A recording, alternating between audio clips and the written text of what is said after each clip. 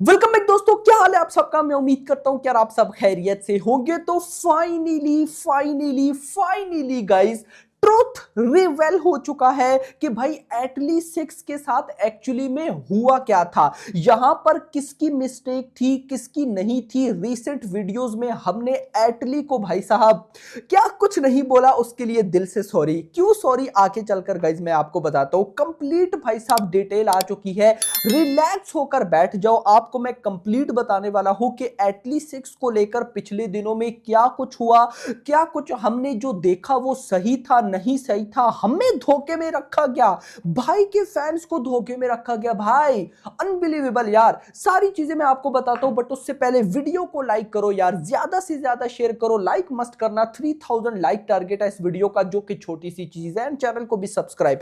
मैं थोड़ा सा रिलैक्स होकर बैठ जाऊं क्योंकि गाइस डिटेल्स जो है वो बड़ी इंटरेस्टिंग है। सो यहां पर गाइस रिपोर्ट पहले क्या निकल कर आई कि भाई एटली सिक्स के अंदर सलमान खान को आउट कर दिया गया है। रीजन ये है कि भाई एटली ने सबसे पहले तो वो जो इंडिया सॉरी बॉलीवुड के अंदर प्रोडक्शन हाउस है जैसे जियो स्टूडियोज वगैरह, उनके पास गए, उनको अपना प्रोजेक्ट सुनाया, तो भाई जियो स्टूडियोज वगैरह इंटरेस्टेड ही नहीं थे। तो फिर सन पिक्चर जो कि साउथ का प्रोडक्शन हाउस है वो इंटरेस्टेड थे एटली सिक्स को बनाने के लिए, लेकिन शर्त ये थी कि सलमान खान ना हो।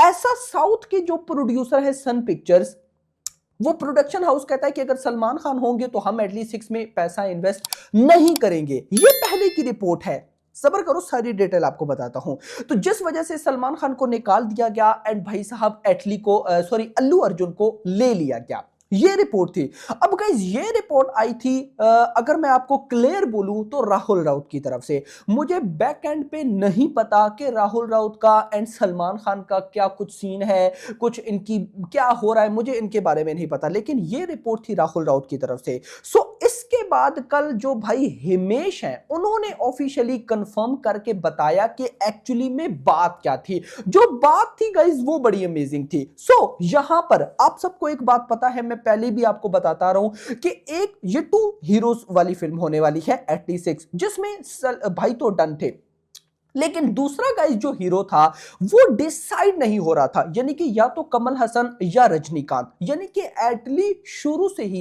इन दोनों को अपने माइंड में लेके चल रहे थे, इन दोनों के अलावा कोई इस मूवी में नहीं आ सकता। जब कमल हसन के पास गए और इन्होंने बताया कि यार इस तरह से मूवी एटसेट्रा एटसेट्रा, तो सिनेरियो ये था कि भाई सलमान खान के फादर का रोल था एटली सिक्स के अंदर, या वो रोल रजनीकांत सर करेंगे या वो रोल कमल हसन सर करेंगे, लेकिन करेंगे फादर का रोल ही, भाई के फादर का रोल। अब कमल हसन ने बोला कि मैं भाई श्योर नहीं हूं ये रोल करने के लिए, यानी कि कमल हसन ने डायरेक्टली ना बोल दिया। अगर सिंपल वर्ड्स में बोलूं तो वो नहीं करना चाहते, यानी कि भाई के फादर का रोल। भाई दूसरी साइड में बचे रजनीकांत, लेकिन रजनीकांत सर भाई साहब अवेलेबल ही नहीं है क्योंकि वो अभी कूली की शूटिंग कर रहे हैं, उसके बाद उन्होंने जेलर 2 की शूटिंग करनी है। जेलर 2 आते आते 2020 भाई साहब 7 आ जाएगा, तो तब तक भाई एटली कहां बैठे रहेंगे, तो मतलब 2028 में आएगी एटली सिक्स। तो जिस वजह से सिनेरियो ये बना कि यहां पर कमल हसन एंड रजनीकांत सर दोनों, मतलब एक किस्म के अगर बोले तो वो ना कर दिया उन्होंने, यानी कि दोनों की कुछ उस तरह से बन नहीं पाया।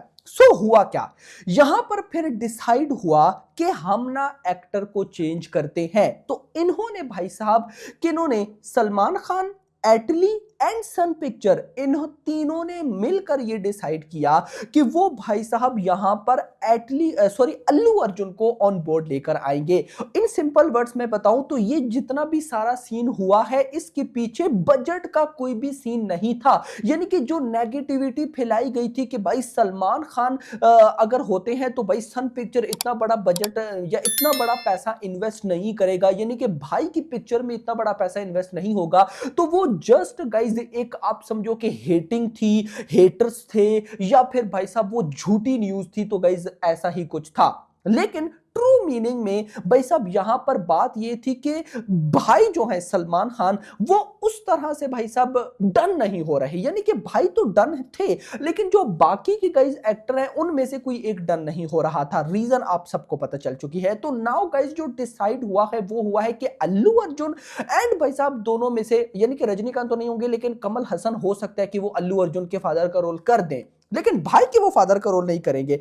होगी कुछ reason, so this is the reason. But जो हमें बताया गया कि बजट का इशू ये वो कुछ भी नहीं था। लेकिन इतनी न्यूज जरूर आई है कि भाई ये मूवी 650 करोड़ के बजट में बनेगी, जिसमें एटली की फीस इंक्लूड नहीं है। एटली की फीस है 100 करोड़ और उसके बाद जो प्रमोशन है वो भी भाई साहब ऐड नहीं है। तो अगर प्रमोशन और एटली की फीस आप 150 करोड़ भी लगाओ तो 650 प्लस 150 800 करोड़ के बजट में ये मूवी बनेगी, 800 करोड़ के बजट में। तो यहां पर मैंने ये भाई सोचा कि यार तभी मतलब देखो इतनी बड़ी न्यूज आ गई कि एटली 6 में भाई नहीं है और एटली अल्लू अर्जुन के साथ मूवी बना रहा है, यानी कि एटली जिसको बॉलीवुड की तरफ से एक बहुत बड़ा फेम मिला वो भाई साहब धोखा देगा भाई को। देखो मुझे मतलब ऐसी बातें ना ऑफ कोर्स जब फैलाई जाती हैं तो हम यकीन भी कर लेते हैं, लेकिन कहीं ना कहीं यकीन नहीं भी होता।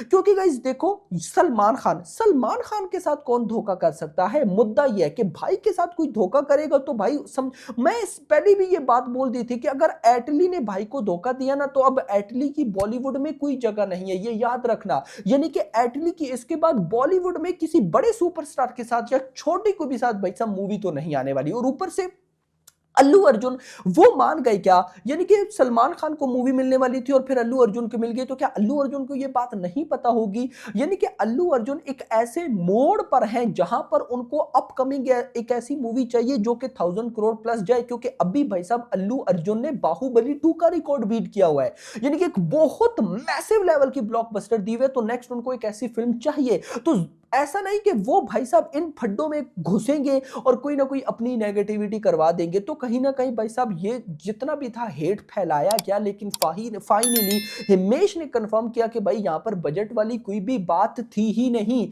बस कास्टिंग को लेकर गाइस कुछ प्रॉब्लम्स थी, जिस वजह से सलमान खान खुद ही उन्होंने बोला कि भाई यहां पर अल्लू अर्जुन को डिसाइड किया जाए। यानी कि ये जो डिसीजन हुआ अल्लू अर्जुन को ऑन बोर्ड लाने का, ये सलमान खान एटली एंड कहीं ना कहीं भाई साहब सन पिक्चर ने मिल करके किया है। तो कहीं ना कहीं भाई साहब देखा जाए तो ये जो हेटर्स है ना भाई, ये ऐसे न्यूज फैलाते हैं कि मैं आपको यहां पर क्या ही बताऊं। लेकिन मुद्दा ये है कि इनको भाई साहब एक लेवल का थप्पड़ पड़ा है, यानी कि ऐसा थप्पड़ कि इनकी सही लेवल की अब ना, मतलब पहले ये भाई की नेगेटिविटी कर रहे थे, सिकंदर की नेगेटिविटी कर रहे थे, लेकिन अब भाई पब्लिक इन्हीं को पेल रही है, इन्हीं की नेगेटिविटी कर रही है। और नेगेटिविटी बनती भी है क्योंकि पिछले कुछ दिनों से हम एटली को क्या मैंने तो भाई कल जो गाना आया था सिकंदर का उसके थंबनेल पे भी लिख दिया भाड़ में जाए एटली। मतलब देखो सॉरी मैं ये वर्ड्स यूज कर रहा हूं, लेकिन इतना हेट आ गया था कि यार एटली ऐसा कैसे कर सकता है भाई।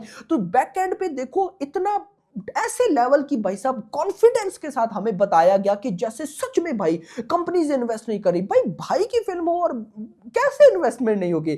तो बच्चों वाली बात थी ना ये। और ये मैंने डे 1 पे बोला था कि यार ये कुछ समझ में नहीं आ रहा कि भाई बजट का इशू है, ये कहां से आया? भाई की मूवी है, भाई खुद बजट डाल देगा, बनाओ मूवी, तो क्या हो गया? बाकी होप फॉर द बेस्ट। लेकिन इतना कंफर्म है कि एटली 6 के अंदर सलमान खान नहीं है, अल्लू अर्जुन है। लेकिन कोई प्रॉब्लम बिल्कुल भी भाई साहब नहीं है कि सलमान खान को एटली ने धोखा दिया, नहीं। सब बातें भाई साहब जो है ना इन्हीं के सामने हुई हैं, लेकिन जो अपना बजट था उसकी कोई प्रॉब्लम नहीं है। तो this is the final report. Video को लाइक करना, चैनल को सब्सक्राइब करना और अगली आने वाली वीडियो तक अपना ख्याल रखिएगा। Thanks for watching.